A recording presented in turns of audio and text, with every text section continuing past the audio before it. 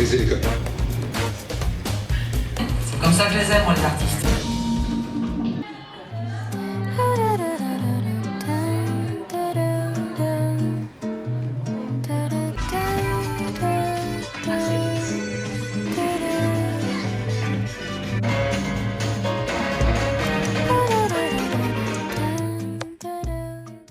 Welcome to Festival Cinema Prancis 2025. Perkenalkan, saya Roni selaku Master of Ceremony untuk pembukaan acara kita pada malam hari ini. Sebelumnya saya sangat mengapresiasi kehadiran teman-teman semua yang sudah mau meluangkan malam Sabtunya untuk bersama-sama di sini menonton Festival Cinema Prancis tahun 2025. Teman-teman, Festival Cinema Prancis merupakan acara tahunan yang diselenggarakan oleh Kedutaan Besar Prancis bersama Institut Prancis Indonesia, dan pemutaran film pada malam hari ini diputar secara serentak di 14 kota tersebar di seluruh Indonesia, dan untuk di Makassar sendiri bermitra dengan Alliance Française Makassar. Tepuk tangan dulu dong teman-teman semua. Jadi Festival Cinema pada tahun ini akan diselenggarakan mulai dari hari ini tanggal 21 November hingga 2 Desember ke depan. Jadi pemutaran film yang akan teman-teman saksikan malam ini hanyalah awal dari perjalanan kita berhari-hari ke depan. Jadi akan ada pemutaran film lainnya.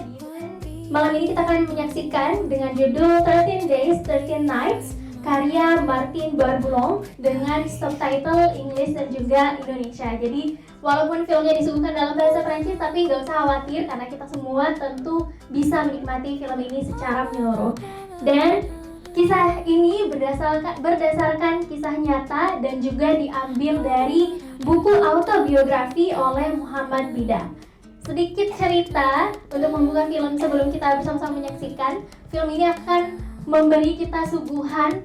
Kita akan menyaksikan secara langsung upaya evakuasi warga dari Kabul saat Taliban mengambil alih kota. Kita akan melihat bagaimana para pejuang kemanusiaan berusaha untuk bernegosiasi dan menyelamatkan nyawa sebanyak mungkin di tengah kekacauan yang ada di kota saat itu. Dan tanpa berlama-lama lagi, saya rasa kita sudah bisa sama-sama menyaksikan film pada malam hari ini. Sekali lagi saya ucapkan selamat datang dan selamat menyaksikan. Ini dia 13 Days and 13 Nights.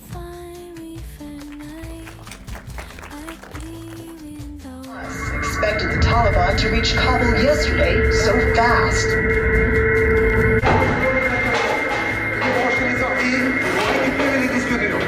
Attention, les talibans peuvent reconstituer tous les documents passés à la brailleuse. Donc on brûle tous.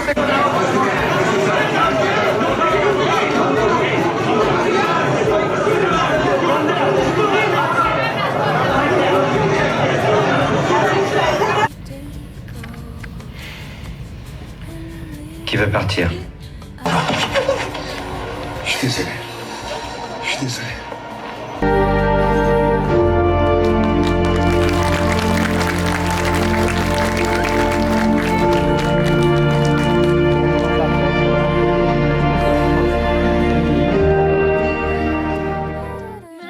Teman-teman, filmnya pada malam hari ini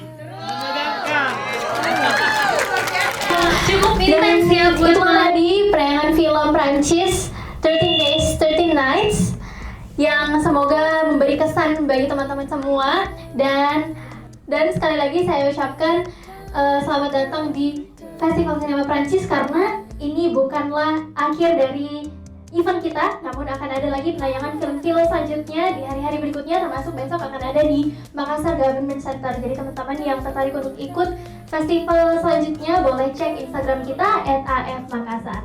Festival Cinema Prancis 2025.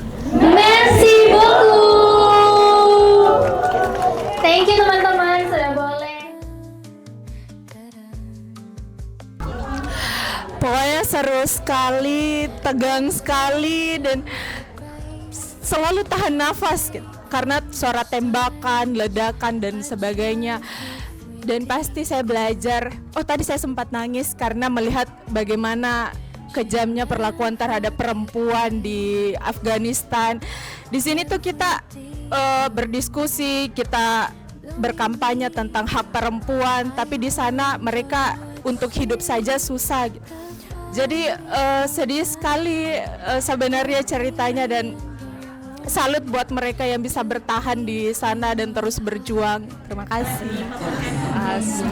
Menurut saya itu sangat menegangkan ya. I don't even know how many times I look at my phone karena takut nanti ada yang salah apa ini. Sumpah bener, tapi seru banget. Ya. Filmnya betul-betul yang dia bilang menegangkan, iya menegangkan. Kita seolah kayak kita mau menebak ke depannya pun kayak takut, karena apa yang kita tebak tuh kayak seolah itu bisa jadi kenyataan gitu loh, saking memang menegangkannya. Dan di sini saya rasa orang-orang yang ini ya diangkat dari kisah nyata. Kayak saya membayangkan saya berada di posisi seperti itu, kemudian bagaimana kemanusiaan saya ini diuji dengan logika, dengan realita yang ada, dan saya pasti akan betul-betul bingung kalau misalnya ada di posisi Muhammad Bida. Keren banget, gila aja, keren banget AFC. Red Film 8 sih. 8/10. Keren, sangat memotivasi Kak, yang terutamanya itu karena misi perdamaian ternyata tidak segampang itu gitu loh. Jadi kayak wah, harus siap dengan segala risiko ternyata. Keren sih, apalagi untuk Nicole, sangat memotivasi walaupun ya memang perjuangannya pengorbanan jiwa, tapi ya keren.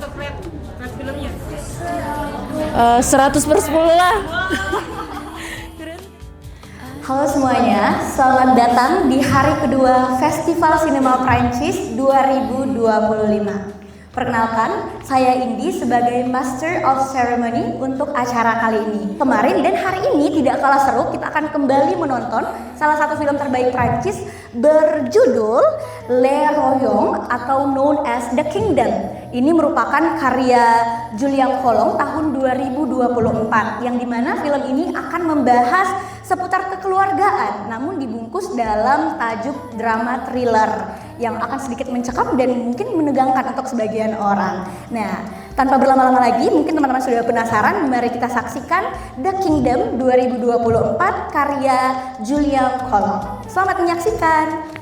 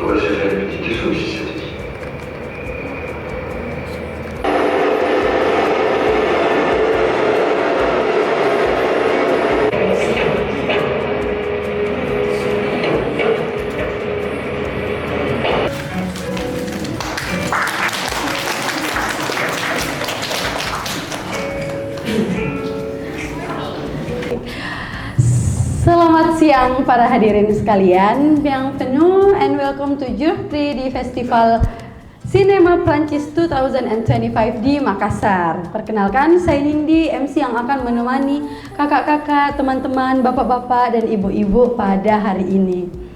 Nah, senang sekali bisa menyambut semuanya di Institut Kesenian Makassar. Terima kasih saya ucapkan kepada semua yang telah hadir dan meluangkan waktu dan untuk menikmati perayaan sinema bersama kita semua. Dan hari ini, hari ketiga, kita bergeser ke film klasik pada tahun 60-an Prancis yang sangat terkenal dan sangat berpengaruh dalam sejarah sinema di dunia.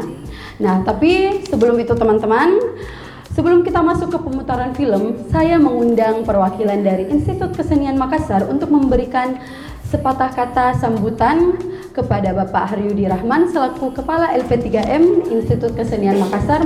Dalam hal ini mewakili Rektor Institut Kesenian Makassar, kami persilahkan. Selamat datang di Institut Kesenian Makassar. Jadi kami sangat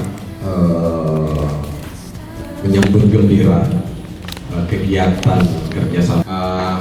Sekali lagi saya ucapkan selamat datang bagi teman-teman yang yang baru mungkin datang di kampus Institut Kesenian Makassar. Saya harap film yang diputar nantinya ini akan memberikan kita pandangan baru tentang kebudayaan Perancis, wawasan tentunya. Namun film-film Perancis itu punya karakter tersendiri yang mungkin tidak seperti dengan film-film konvensional gitu. Yang juga sekaligus akan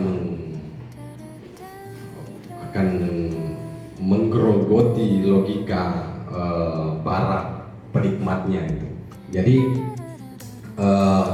saya harap teman-teman tidak hanya menonton sekadar visualnya saja, tapi kita juga bisa melihat kontekstual di balik film tersebut. Jadi apalagi teman-teman yang berasal dari program studi TV dan film, ini sangat referensi yang sangat luar biasa dari teman-teman Aliansi Perancis.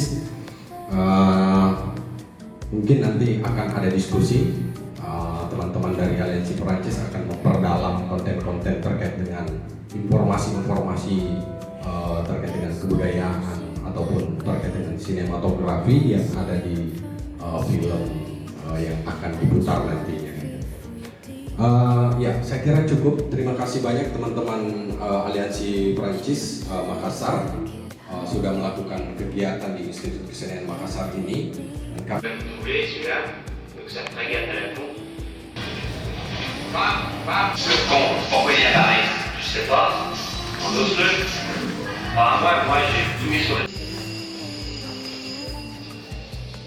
force de bien poser de la reconnaissance. Comme nous, à travers le testament d'Orphée, mémoire. Il n'y a pas dans notre avis une femme qui a aimé comme ça. Seru Ji atau gimana? Seru?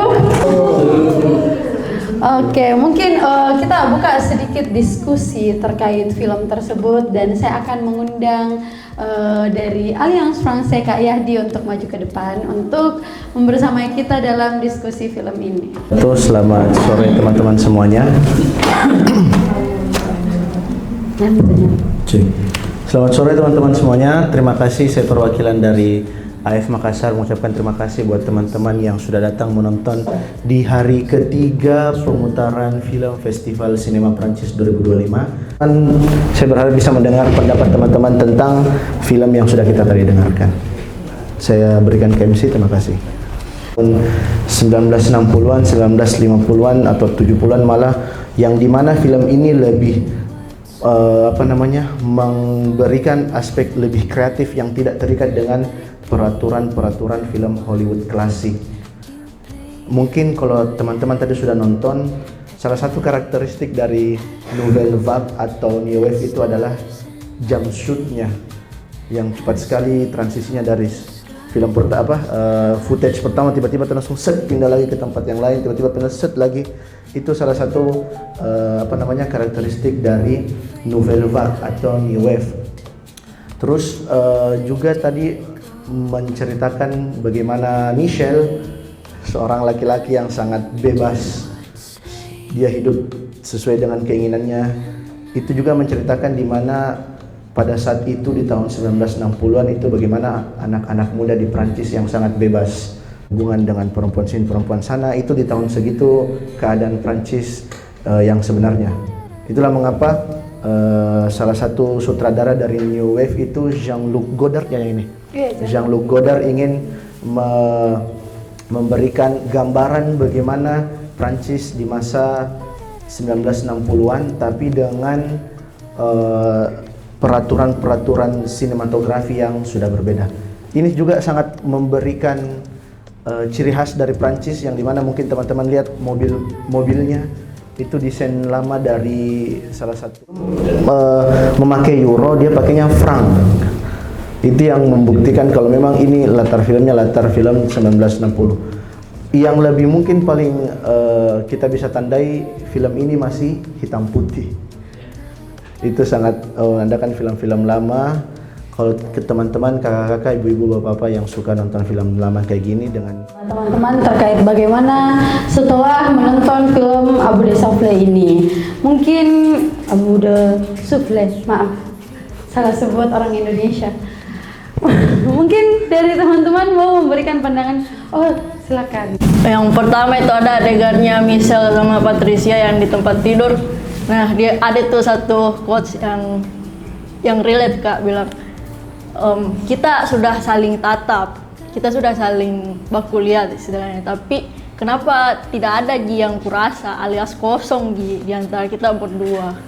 Ya itu kayak Makassar yang situasinya tuh yang buru-buru. Cintanya mereka itu kayak kenapa selalu harus buru-buru dengan hubungan ini. Yang kedua itu ada tadi adegan yang cukup menyedihkan karena ditertawai bersama yang di belakang-belakang. Itu ada adegan yang perempuan lewat terus dia punya rok kan. Ya, terus si Michelle ini ya tiba-tiba keluar dari mobilnya terus angkat roknya si cewek itu. Itu menyedihkan sih untuk diketahui karena kalau di konteks sekarang masuknya tuh sudah pelecehan dan kenapa kita menertawai hal itu menyedihkan sih. Dan yang ketiga tentang tadi MC-nya bilang filmnya ini cukup inovatif dan relate aja kenapa bisa dibilang seperti itu karena di tahun segitu gelombang awal feminisme masuk dan itu sudah dibawa di film ini. Ada tuh tadi yang si Patricia bilang mau kak jadi seseorang yang bekerja, mau kak jadi perempuan yang independen dan tanpa bergantung dengan laki-laki. Itu sih yang tiga tadi yang kulihat yang paling kena dan relate sama saya. Kasih. Perempuan itu berguna di masa modern ini dan itu kayak oh berarti dari tahun-tahun sebelumnya itu sudah mempertanyakan hal yang seperti itu, tapi sampai sekarang juga masih ada yang mempertanyakan hal seperti itu, apakah perempuan berguna atau tidak. Nah walau sekarang sudah ada pandangan-pandangan feminisme, bagaimana para perempuan itu memperjuangkan hak-haknya, tapi dari film ini kita bisa tahu kalau ternyata sudah dari tahun 60-an hal itu terus diperjuangkan hingga sekarang. Nah untuk teman-teman yang lain mungkin ada yang ingin memberikan pandangannya. Waktu saya masih kecil, itu ada yang namanya TV nasional hitam putih ya. Karena ini masih jarang itu yang namanya TV warna, mereknya nasional. Tapi kembali kita sharing pengalaman tentang film-film yang ada saya beri sejenak. Jadi itu pada saat saya melihat dengan tayangan belum ada kamera-kamera yang begitu canggih pada saat itu, dan juga pada saat itu kalau kita lihat dengan posisi di ruangan tadi itu ngoceh, how much money, how much, itu dulu kan laks dulu, sekarang ini beda ya. Dan juga pada saat itu ada yang saya lihat kan ini masih ada. Saya museumkan di rumah itu gramafon yang dibunyikan musik dengan piringan hitam itu. Oh iya. Ya, gramafon itu. Ya. Itu musik-musiknya kalau orang Bugis mengatakan itu peti-peti mengaji. Ya. Nah, itu gramafon. Baru kita ganti dengan dengan kaset pita.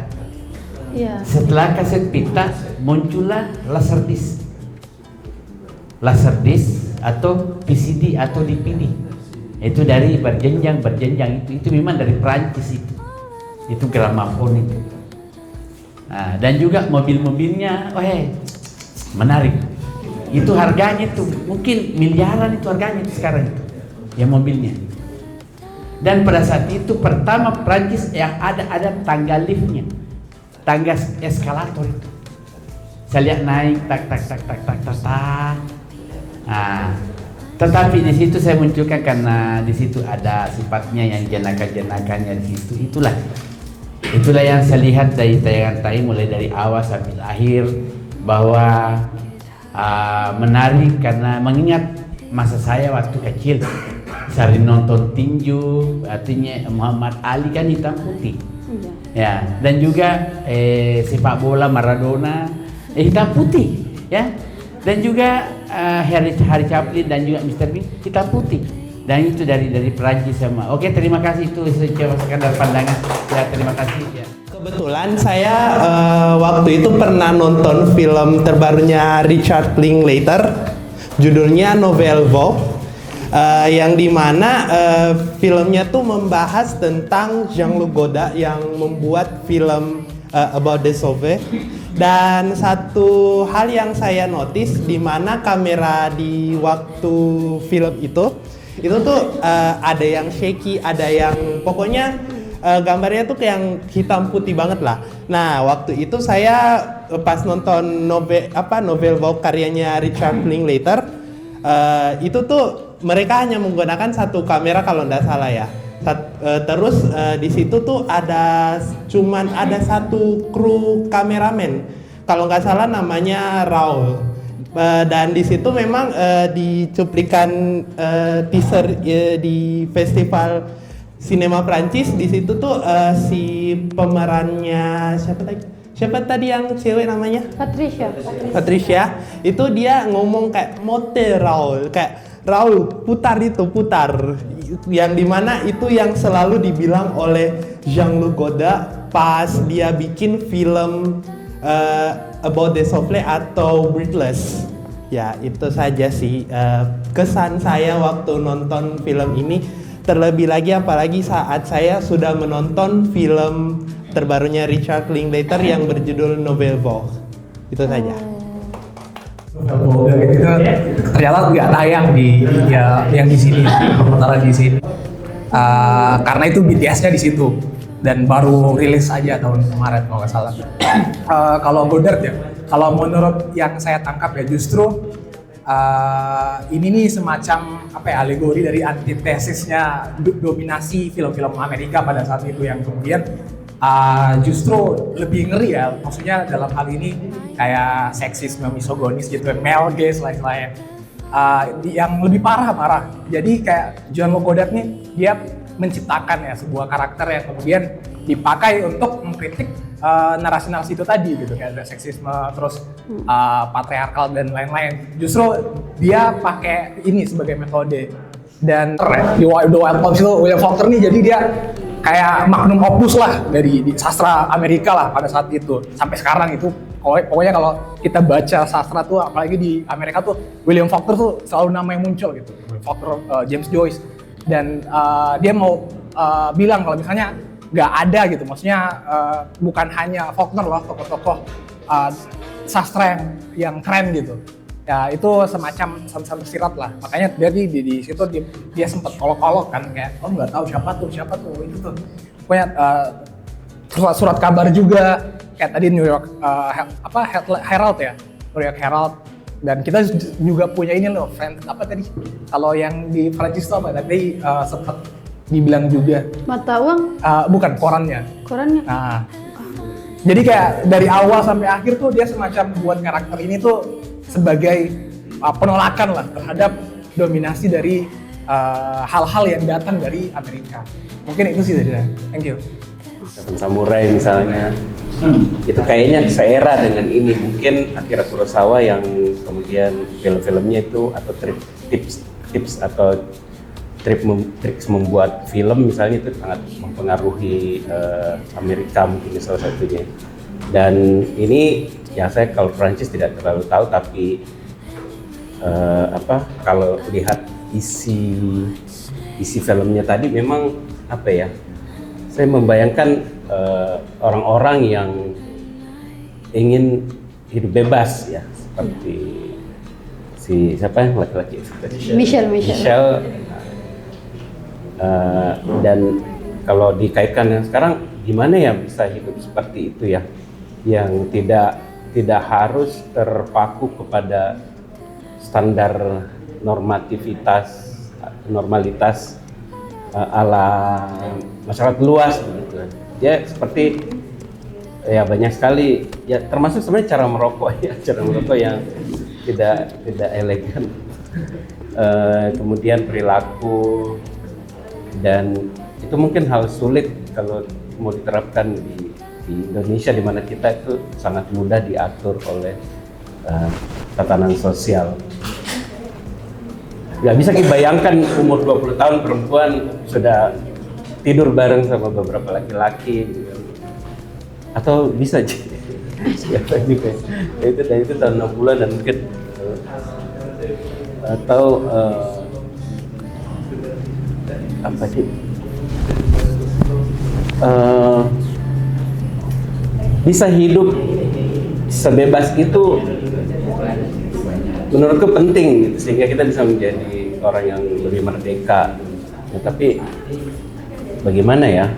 Mungkin memang tahun 60-an Prancis banyak sekali intelektual yang bisa memberikan orang-orang Prancis itu dasar-dasar pemikiran yang memungkinkan orang bisa hidup bebas. Seperti misalnya Michel Foucault, pemikiran-pemikirannya itu bisa membebaskan dirinya dari standar-standar patriarki dan sebagainya. Bahkan ya dia mengeluarkan banyak pemikiran yang membuat kita bisa mengenali corak relasi kuasa, bagaimana patriarki bekerja, bagaimana pengetahuan yang hegemonik bekerja, bagaimana kekuasaan dokter, psikolog itu kemudian mempengaruhi cara kita memandang diri kita, tubuh kita sebagai orang sakit atau sebagai dan sebagainya. Nah, mungkin Prancis diisi oleh intelektual atau di zaman itu barangkali kayak Sartre ya, itu juga mengajarkan tentang eksistensialisme, bahwa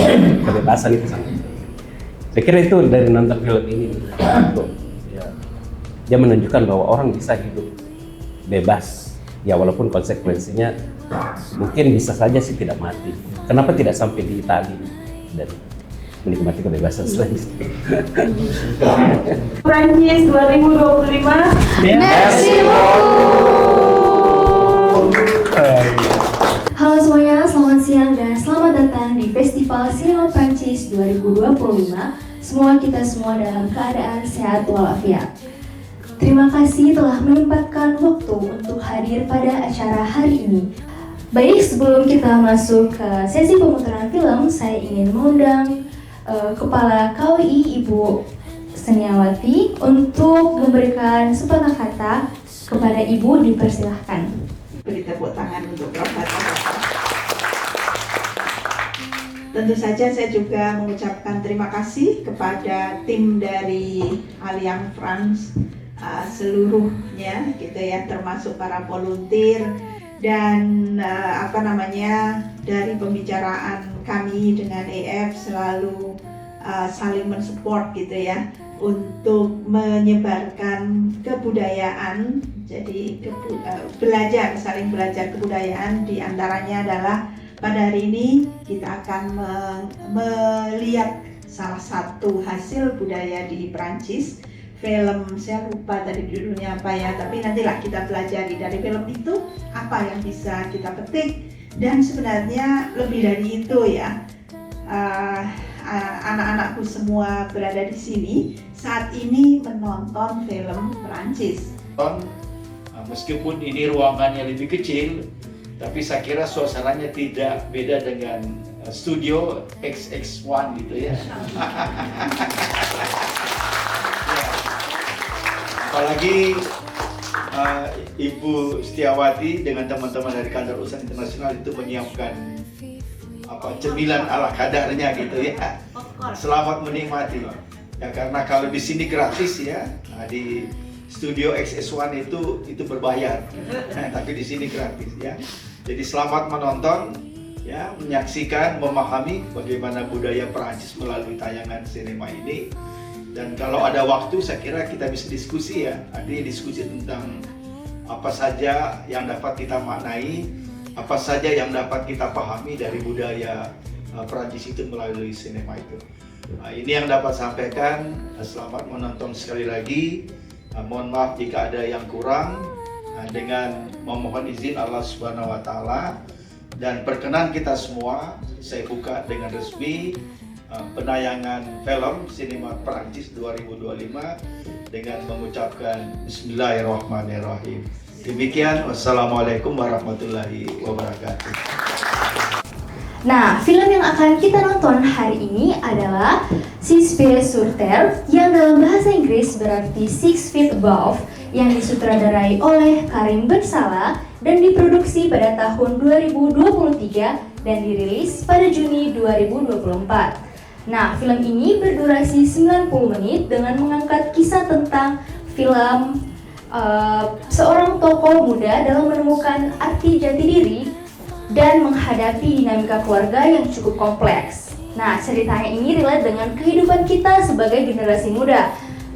Entah itu soal pilihan, kebebasan, dan keputusan serta konflik generasi yang relevan dengan kehidupan sehari-hari. Nah, tanpa berlama-lama lagi, langsung saja kita mulai. Enjoy the movie.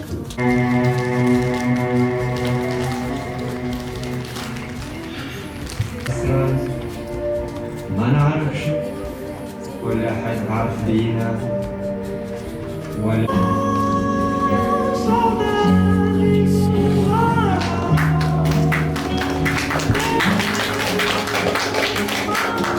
tentang film yang kita nonton pada hari ini. Untuk itu saya mengundang 3 panelis kita hari ini, yaitu ada Kak Andi Iriswan Muhammad dari Kinefilia, ada Kak Yahdi perwakilan dari AF Makassar, dan Kak Sisi perwakilan dari UMI. Kepada ketiga panelis dipersilakan untuk mengambil tempat di depan. Menemukan betul-betul kompleks karena memperlihatkan bagaimana seorang Sufyan yang mempunyai kehidupan yang sangat rumit, di perurusan visa diperumit, di perurusan pendidikan sulit, keluarga tidak didukung, agama juga masih kurang, itu kan semua kompleks. Tapi yang mau saya sampaikan dari AF Makassar, mungkin saya bisa sharing sedikit tentang bagaimana culture di Prancis, kebudayaan di Prancis. Yang mungkin saya bisa mulai dari awal, ini filmnya berlatar tempat di 2 tempat. Yang pertama itu ada di Nice. Kalau teman-teman tadi lihat ya, beberapa adegan terakhir itu di Nice. Kalau Nice itu salah satu daerah atau kota yang berada di bagian selatannya Prancis, yang dimana dikenal dengan pantai-pantai yang sangat bagus. Itu dia betul-betul selatannya Prancis, yang dimana kota itu sebagai bisa dibilang pusat pintu masuknya imigran di Prancis. Disitulah pusat multikultural yang dimana ada dari Afrika, ada dari Timur Tengah, ada dari Prancis, malah juga dari Asia juga ada. Betul-betul di situ tempatnya bercampur semua para stranger yang ada di Prancis.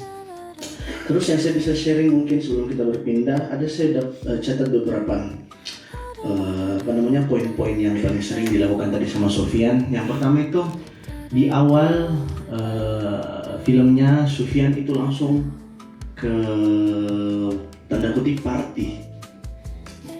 Di Prancis itu sudah menjadi budaya normal, karena di Prancis itu mereka tidak terlalu banyak yang namanya hiburan. Kalau kita kan di sini Indonesia terutama banyak, bisa pergi nongkrong, bisa pergi nonton bioskop, bisa pergi apa. Kalau mereka itu di sana teman-teman setelah pulang kerja tidak harus di tanda kutip party, tapi paling tidak mereka ngumpul, minum, dengar musik atau minum kopi atau minum rokok. Itu mereka sudah menjadi budaya di Prancis, karena mereka hiburannya juga tidak terlalu banyak. Paling sering mungkin nanti pada saat weekend baru pergi misal ke keluarga, berlibur segala macam. Tapi kalau misal hari-hari weekdays, hiburannya mereka itu kayak gitu. Makanya dari di awal langsung dimulai dengan nama kegiatannya itu bukan party, nama panggilannya itu une soirée. Soirée itu istilahnya party, dari kata soir yang berarti malam. Kita melihat karakter si Sufyan ini, dia struggle sama identitinya kan. Dia kalau nongkrong sama temannya atau party sama temannya, dia tidak mau menggunakan bahasa Arab, dia tidak mengakui dirinya keturunan Arab. karena Al Jazeera dan segala macam. Dia selalu bilang dia lahir di Venezuela, dari New York dan segala macam gitu. Dia selalu berusaha untuk menutupi identitasnya. Dan itu kalau bisa bilang salah satu core dari film yang kita nonton tadi, struggle identity si Sofyan sampai akhirnya di ending dia menyanyi bahasa Arab, ya. Dia menerima identitasnya gitu. Jadi kayak kita lihat progresinya dia menerima identitinya. Dan memang itu mungkin apa ya? Isu yang common, yang umum di kalangan imigran, ya. Mungkin khususnya dalam filmnya di Perancis, bagaimana seorang imigran menempatkan dirinya di yang bukan negara asalnya gitu. Dan kita lihat Sofyan pun mengalami diskriminasi, dia dipotong visanya karena meskipun Sofyannya juga kalau kita notice ya memang dia student yang nakal juga, ya kan. Dia kayak tidak ikut ujian lah, lebih prefer having fun segala macam, tidak mengurusi kuliahnya sehingga kuliahnya diputuskan sampai dia dapat visa kontrak kerja. Dan itulah struggle Sofyan yang kita lihat selama film ini berjalan gitu. Dan memang itu yang mau Karim Ben Salah highlight kali ya, kayak identitas itu bukan sesuatu hal yang kayak dari lahir dikasih gitu. Tapi identitas itu istilahnya progressing. Jadi kayak dia terbentuk seiring berjalannya waktu, berjalannya hidup kita. Jadi it's not something hal yang ada dari lahir gitu. Kita lihat dari perdebatannya Sofyan sama beberapa pasien yang dia harus tenangi, yang kayak misalnya ada yang suicide gitu ya. Di situ Sofyan bilang, ya kau nggak bisa judge ini orang, nggak bisa dimandikan jenazahnya karena hanya dia suicide gitu. Siapa kamu yang tentukan dia muslim yang baik atau muslim yang buruk? Nah itu merupakan pertanyaan-pertanyaan identitas yang memang lagi Sofyan sedang struggle saat di film itu. Dan kalau kita kembali ke tema Festival Sinema Prancis kali ini, yaitu Nouvelle Vague atau New Wave. Kalau kita explore sejarah film sinema dunia termasuk sinema Prancis, New Wave itu sekitar tahun 50-an, 60-an gitu awalnya, dimana orang-orang yang mau membuat film berbeda sama film-film yang zaman dulu. Zaman dulu itu kan film dunia itu sangat sangat mencari pesan moral gitu ya. Ada yang namanya orang baik, ada yang namanya orang jahat. Ya, kayak klasik cerita tentang good person versus evil gitu kan. Tapi kalau di New Wave mereka mau mempertanyakan hal-hal yang kita anggap tabu gitu kan. Kita anggap langsung ke mempertanyakan kembali ini sebenarnya benar atau tidak gitu. Misalnya soal identitas, soal religion yang sangat disinggung di film ini, kayak apakah agama itu menjadi identitas kita juga, dan seberapa krusial religion itu sebagai identitas diri kita. Dan memang film-film New Wave itu memang berani untuk men-tackle isu-isu yang sebenarnya harus kita pertanyakan, tapi selama ini kita takut untuk explore gitu. Dan itu yang membuat film-film Prancis unik ya. Mereka mereka lebih konfrontasional daripada film-film Amerika misalnya, film-film Hollywood gitu kan. Dan lebih grounded juga. Kalau film-film Hollywood kan biasanya tuh dikit-dikit ledakan atau apa gitu, tiba-tiba ada something hal yang besar akan terjadi. Tapi kalau kita lihat film tadi itu sangat keseharian banget gitu. Si Sofyan pergi kerja, terima duka, terus mengalami sesuatu, terus lanjut kerja lagi. Jadi kayak pacingnya tuh lebih slow, lebih grounded, lebih enak dinikmati gitu, tidak buru-buru gitu kan. Endingnya pun kayak membawa kita ke suasana yang kayak bittersweet dan merasa kayak wah, kayak kita merasakan ketenangannya. Atau kayak beberapa adegan di mana mereka memandikan jenazah itu kan sangat-sangat indah gitu ya, cara filmnya, syuting adegan itu, cara kameranya menempatkan posisinya. Dan itu membuat filmnya bukan sekedar film krisis identitas, tapi film krisis identitas yang mempunyai banyak layer di dalamnya, banyak lapisan yang kita bisa kupas. Dan itu menurut saya untuk sebuah film pertama, untuk sebuah debut itu sangat-sangat mengejutkan sih. Itu mungkin dari saya. Thank you. Oke, terima kasih Kak Rizwan atas tanggapan yang sangat luar biasa. Selanjutnya saya berikan ke Kak Sisi untuk memberikan tanggapan. Terima kasih atas kesempatannya Kak. Perkenalkan, nama saya Siti Ramadana. Saya merupakan mahasiswi Ilmu Komunikasi Universitas Muslim Indonesia. Film ini teman-teman, saya jadi ingat salah satu komen yang sering muncul di Instagram atau TikTok. Yang ayah ini arahnya kemana? Ya kan? Nah, kisah tentang Sofyan ini sangat-sangat relate ya, apalagi kita sebagai mahasiswa. Ada yang mahasiswa akhir di sini? Oke. Nah, menjadi mahasiswa akhir ya, kadang kita itu masih sulit untuk menemukan jati diri, self discovery. Sofyan ini mau mencari jati dirinya teman-teman. Nah, kadang kita rasa bahwa aduh capek banget nih. Tapi kita esok hari pasti tetap berjalan, kita pasti tetap bangkit gitu. Tapi teman-teman, yang saya highlight adalah it's okay to make mistakes, it's okay to take a break sometimes. Tidak apa-apa kalau teman-teman capek, at least teman-teman besoknya itu tetap berjalan lagi, tetap hidup lagi. Dan tadi juga ada lagu Creep dari Radiohead, I Don't Belong Here, dan itu menurut saya sangat-sangat bagus ya. Apalagi kita sebagai mahasiswa akhir dan juga mencari jati diri itu bukan hanya bagaimana kita memperbaiki masa lalu, but there's a future that we should fight for. Ada masa depan yang harus kita perjuangkan. Jadi teman-teman tetap semangat semuanya. Sekali lagi terima kasih untuk AF dan juga Travel Atlas Umi. Merci beaucoup. Wassalamualaikum warahmatullahi wabarakatuh. Thank you.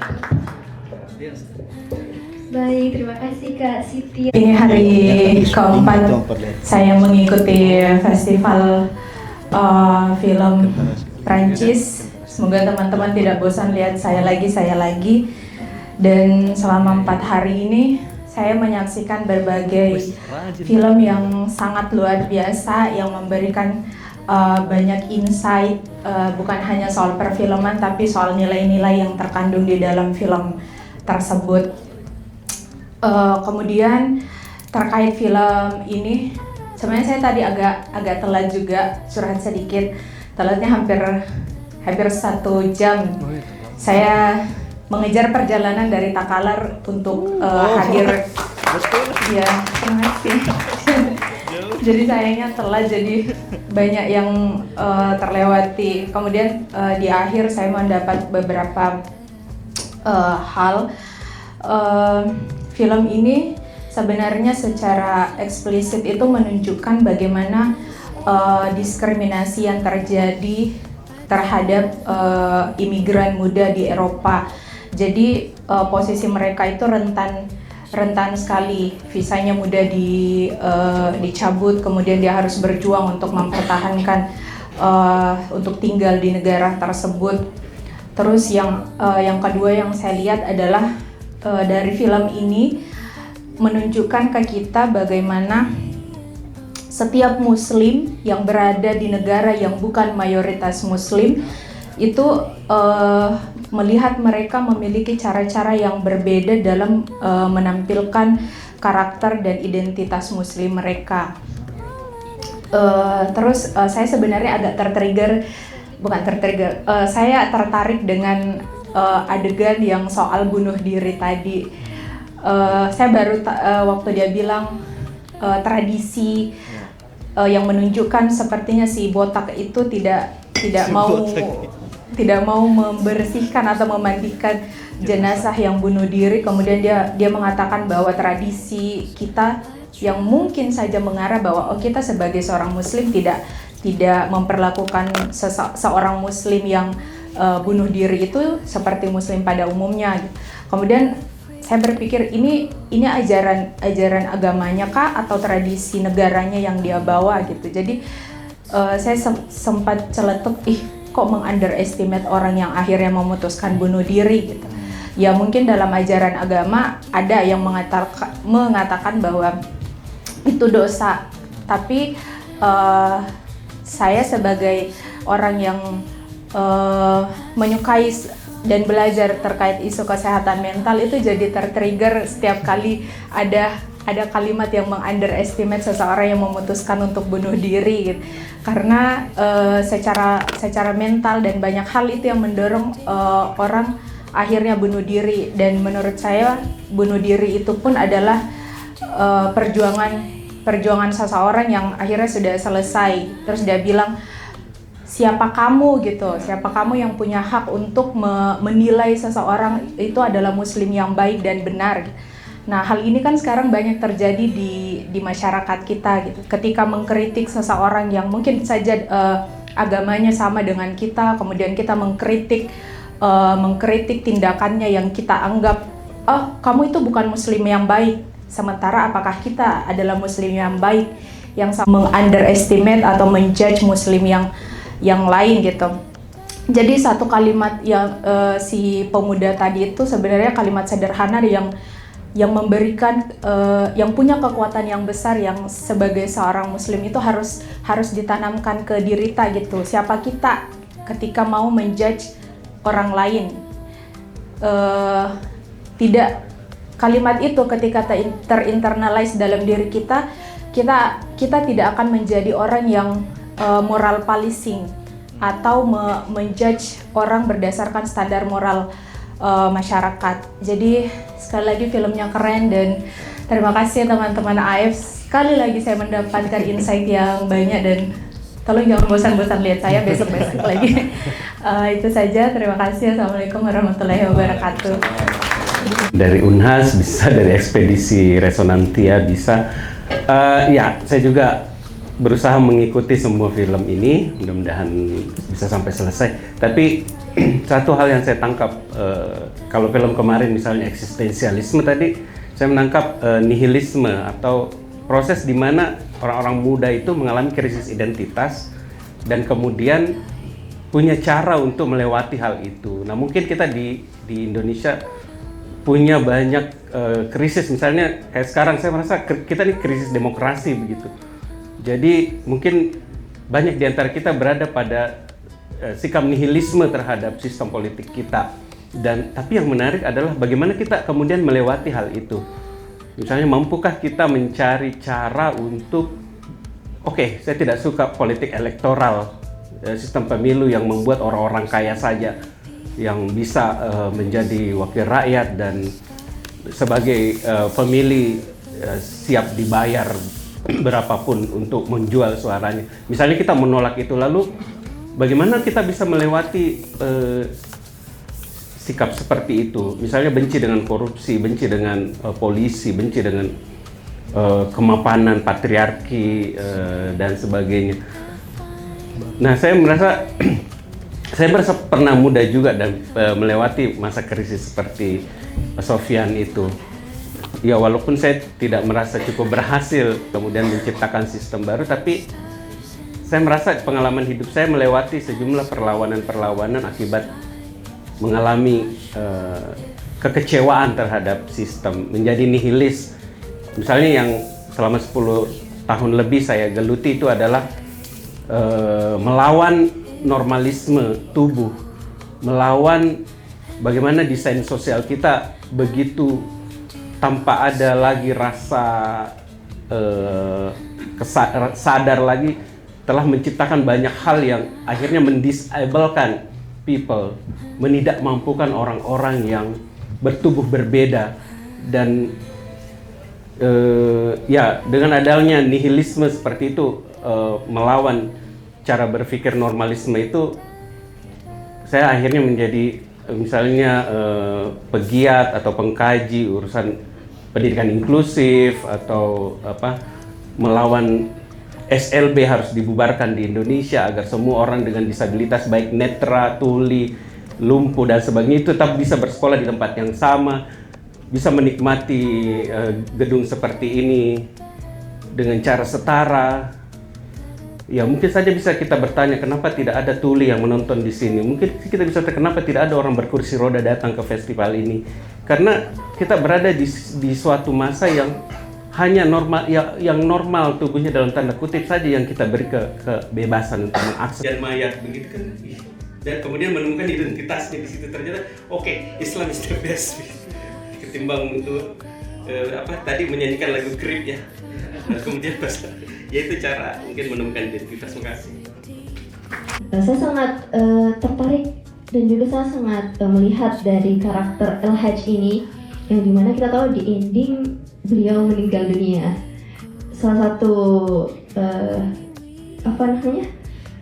simbolis sama kita, terhadap kita kalau kematian itu sangat dekat untuk kita. Dan juga karakter Hajat ini sangat saya menganggap dia ini peran dia dalam membantu, membimbing Sofyan baik secara dari pekerjaan dan juga secara batin dia. Jadi dari awal kita lihat perseteruan, struggle dari Sofyan dan Ella Haji ini, sampai kita juga penonton membuka mata kita tentang makna dari hidupnya, perjalanannya hidup Sofyan, kemudian bagaimana warisan budaya ini turun kembali, dan bagaimana karakter Sofyan ini juga mulai improvisasi. Ya, dan ya betul, sebagai anak muda tentu krisis identitas itu sangat-sangat relate ya untuk kita semua. Jadi saya menanggapi film ini itu sangat luar biasa teman-teman, dan juga saya cukup struggle pas scan sinematografinya pada saat dia membandikan jenazah. Itu masya Allah keren sekali, dan itu di situ letak seninya. Ya, mungkin sekiranya itu yang bisa saya sampaikan, dan terima kasih sudah menyelenggarakan kegiatan sinema ini, Kak. Jadi mungkin sekiranya hanya itu. Terima kasih. Wassalamualaikum warahmatullahi wabarakatuh. Nah, seperti yang kita lihat di awal tadi digambarkan seorang Sofyan yang memiliki krisis identitas, yang melakukan hal-hal yang sekiranya dianggap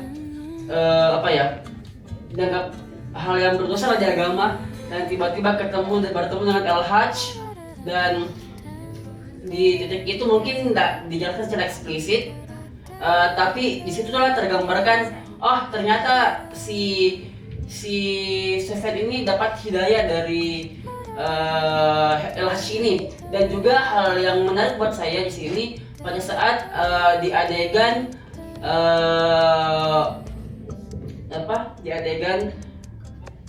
yang kremasi. Nah, di situ menurut saya ini menarik karena kita bisa lihat bagaimana permintaan seorang mayat dibatasi dengan tradisi dari sebuah agama. Nah, kan sebenarnya hal ini itu gimana ya? Ini permintaan terakhir yang diminta oleh mayat tersebut. Tapi kenapa kita harus batasi? Kenapa harus dibatasi? Ya mungkin secara agama dilarang. Tapi kita kembali lihat ini disitulah terletak kita menghormati keinginan jenazah tersebut. Mungkin sekian dari saya. Wassalamualaikum warahmatullahi wabarakatuh. Karena ya kami tidak tahu kalau memang waktu sholat bertepatan dengan adegan itu. Yang pertama, yang kedua mungkin ini yang paling sering tadi kita bahas mengenai bagaimana imigran, dan imigran ini sering terkena yang namanya rasisme. Di Prancis itu teman-teman memang terakhir saya di sana 2024 tahun lalu masih ada yang namanya seperti yang kayak gitu, rasisme. Biasa teman-teman yang dari Timur Tengah, Arab itu diratakan semuanya. Mereka semua dipanggilnya les Arab atau para orang-orang Arab, meskipun mereka bukan orang Arab. Kan ini tadi Sufyan dia bukan orang Arab, dia orang Aljazair yang datang dari mana tadi itu ya, Sahih, saya tidak kurang tahu nama kotanya. Tapi mereka itu orang-orang Prancis. Bukan semua orang Prancis ya. Biasanya dari pengalaman saya itu biasanya orang-orang yang tanda kutip orang tua dan orang-orang yang tidak mengerti dengan pendidikan apa segala macam itu, mereka semua langsung ngecap orang-orang Arab itu les Arab. Dan untuk kita yang orang-orang Asia, dia langsung ngecap kita itu orang Cina ataupun orang Vietnam, karena di Prancis itu banyak orang Cina dan Vietnam. Mereka langsung ngecap kita kayak gitu, bisa mengatakan les Chinois atau orang-orang Cina atau les Vietnamiens, orang-orang Vietnam. Mereka langsung kayak gitu. Dan itu sampai sekarang masih ada, tapi seiring berjalannya waktu, media informasi terlalu banyak di sosial media segala macam, itu menjadi pendidikan juga bagi mereka, jadi semakin berkurang. Tapi masih ada teman-teman. Itu yang kedua. Yang ketiga, dari film ini saya juga bisa dapatkan tadi insight kalau dari film ini kita lihat bagaimana Islam itu ada banyak jenisnya. Maksud saya di sini budayanya. Tadi kita lihat bagaimana orang-orang Muslim tapi dari pandangan orang-orang Aljazair, dan bagaimana budayanya orang-orang Islam, orang-orang Muslim yang dari Afrika, ya kan? Itu sangat berbeda bagaimana yang orang Aljazair dan juga orang Afrikanya. Dan yang terakhir mungkin yang ini pasti dibahas tadi, yang kesulitan mengenai visa. Memang pengurusan visa di sana itu sangat rumit, banyak banget dokumen yang harus disediakan. Termasuk saya juga sempat agak rumit karena masalah visa, karena memang di sana sangat ketat mengingat banyaknya migran yang masuk ke Prancis. Kayak gitu sih yang bisa saya tambahkan. Mungkin kakak yang lain mau tambahkan? Saya mungkin sedikit ya, tadi perspektif menarik soal El-Hadji itu. Menurut saya El-Hadji ini karakter yang menarik gitu, karena dia sangat telaten sama profesinya sebagai pemandu jenazah. Tapi dan di satu sisi dia juga bertindak sebagai mentornya si Sofian gitu kan. Dia mengajarkan Sofian kau harus terima pekerjaan ini, begini cara-cara kerjanya dan segala macam. Dan sampai akhirnya pun Sofian bisa menjadi dewasa karena bantuan dari wisdom atau kebijaksanaan dari si El-Hadji ini. Meskipun kalau kita notice caranya El-Hadji ini karakter yang apa ya, dia kayak punya sebenarnya konflik sendiri juga. Cuman filmnya tidak mungkin sengaja tidak meng-highlight hal itu, tapi kita bisa lihat dari tendensi El-Hadji untuk kayak katanya memang dia akan begitu, jadi dia punya partner, lama-lama partnernya akan pergi karena El-Hadji itu sukanya penyendiri gitu, dia suka sendiri. Dan pada saat El-Hadji ketemu Sofian itu kali kan El-Hadji ya musir gitu kan, dia bilang saya sudah tidak punya hal lagi yang saya ajarkan, lebih baik kamu pergi gitu, pergi jauh-jauh. Jadi kayak memang ada semacam tendensi filmnya memperlihatkan kalau si El-Hadji ini dia punya semacam konflik batin atau konflik spiritual sendiri gitu ya. Kenapa dia lebih memilih untuk sendiri dan sangat bahkan ada kayak dialog yang bilang kalau Sofian bilang ke El-Hadji gitu kayak kalau kau tidak kerja di sini, saya tidak tahu kau mau kerja apa gitu. Kayak memang kerjanya sebagai pemandu jenazah tuh cocok untuk kepribadiannya El-Hadji gitu. Tapi ada satu poin yang menyentuh buat saya, karena kalau kalian diperhatikan tadi ketika El-Hadji dikasih lihat mayatnya gitu kan, di situ ada kayak wasiat bilang ke Sofian, bilang El-Hadji mau kau yang pegang tasnya, gitu kan? Nah, itu menarik di situ bagi saya karena artinya penonton melihat El-Hadji ini kayak tidak peduli sama Sofian, mentor yang kejam begitu dan bodo amat dia kasih turun, kalau mau kau turun terus aja begitu. Tapi di satu sisi pada akhirnya dia mewariskan sesuatu yang berharga ke Sofian gitu. Dan itu menurut saya mungkin di situ titik balik dari karakter El-Hadji untuk bisa lebih peduli sama orang lain, dan itu menurut saya menarik.